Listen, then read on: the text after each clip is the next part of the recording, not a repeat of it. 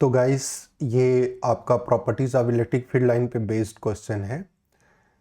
First part क्या दे रखा है कि the electric field in both first and second arise due to single positive point charge located somewhere left side of the this charge pattern. गलत बात है। क्यों? क्योंकि हम लोग जानते हैं कि जो आपका पॉजिटिव चार्ज होता है, अगर हम लोग बात करते हैं किसी पॉजिटिव चार्ज की, सपोज ये सोर्स ऑफ पॉजिटिव चार्ज है, तो यहाँ से जो भी फील्ड लाइंस होंगी दे आर रेडिली आउटवर्ड, इस तरह से रेडिली आउटवर्ड होंगी। अब रेडिली आउटवर्ड होने का मतलब कि ये क्या होंगी, पहली बात नॉन यूनिफॉर्म होंगी, और जैसे जैसे हम लोग दूर जाएंगे फील्ड की इंटेंसिटी मतलब डेंसिटी क्या करेगी, डिक्रीज करेगी। लेकिन जो आपका फर्स्ट पैटर्न है, फर्स्ट पैटर्न में देखिए, फर्स्ट पैटर्न में फील्ड लाइंस हमारी क्या है, फर्स्ट पैटर्न में फील्ड लाइंस हमारी यूनिफॉर्म है। ऐसा नहीं हो सकता है। पॉइंट चार्ज कभी भी, पॉजिटिव पॉइंट चार्ज कभी भी यूनिफॉर्म फील्ड लाइंस प्रोड्यूस नहीं करता है। सेकेंड वाले में भी देखिए क्या प्रॉब्लम है कि अगर कहीं यहाँ पॉजिटिव चार्ज होता तो यहाँ से दूर जाने पे डेंसिटी घटनी चाहिए थी, लेकिन यहाँ पे क्या हो रही है, बढ़ रही है डेंसिटी। ये भी नहीं हो सकता है। इसका मतलब फर्स्ट पार्ट तो रिजेक्ट हो गया, फर्स्ट आंसर नहीं हो सकता है। नौ सेकेंड पे आते हैं। तो सेकेंड क्या कर रहा है, the electric field lines in both first and second created by negative charge located somewhere. तो अगर यहाँ कहीं नेगेटिव चार्ज रख दे तो क्या ऐसा फील्ड लाइंस प्रोड्यूस होगा? बिल्कुल नहीं। बस एरो देखिए, यही फील्ड लाइंस का पैटर्न होगा, एरो अंदर की तरफ हो जाएगा। अगर ये नेगेटिव चार्ज हुआ तो एरो अंदर की तरफ हो जाएगा।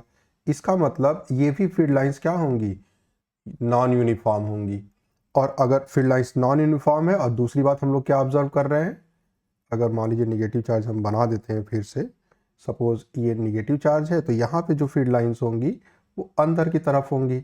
इसका मतलब फील्ड लाइंस नॉन यूनिफॉर्म है, और जैसे जैसे चार्ज की तरफ आएंगे फील्ड की डेंसिटी बढ़ेगी।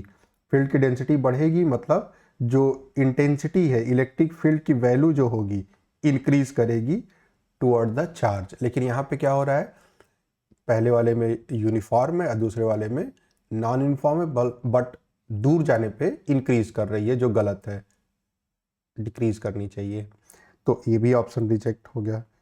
तीसरा देखिए, थर्ड वाला पार्ट में क्या कर रहा है, the electric field in first sem everywhere. Of course ये जो फील्ड लाइंस ड्रॉ करी गई है ये यूनिफॉर्म फील्ड लाइंस हैं। क्यों यूनिफॉर्म है?